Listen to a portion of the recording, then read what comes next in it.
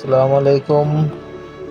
আজ আমরা শিখব কিভাবে কলা গাছ লাগাতে পারি এবং এর সঠিক যত্ন নিতে পারি।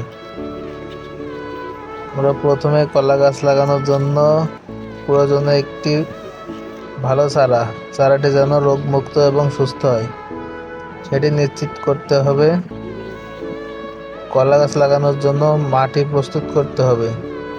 মাটি যেন উর্বর হয় এবং পানি নিষ্কাশন সহজ হয় সেটি নিশ্চিত করতে হবে। চারা লাগানোর সময় গর্তটি যেন চারা লাগানোর পর মাটির সমান হয় এবং চারার গোড়ায় মাটি দিয়ে হালকা চাপ দিয়ে বসিয়ে দিতে হবে। কলা গাছকে নিয়মিত পানি দিতে হবে, তবে পানি যেন বেশি না হয়।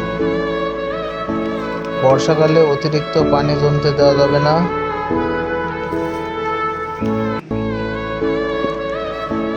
সঠিক সময়ে সার প্রয়োগ করলে গাছটি দ্রুত বেড়ে উঠবে এবং ভালো ফলন দেবে।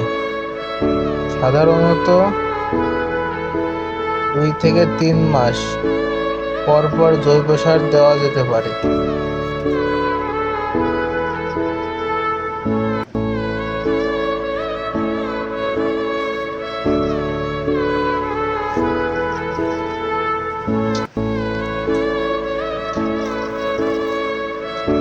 আর যদি এই নিয়মগুলো মেনে সঠিকভাবে যথাযথ যত্ন নিলে কিছু মাসের মধ্যে কলা গাছ থেকে ফল পাওয়া যাবে।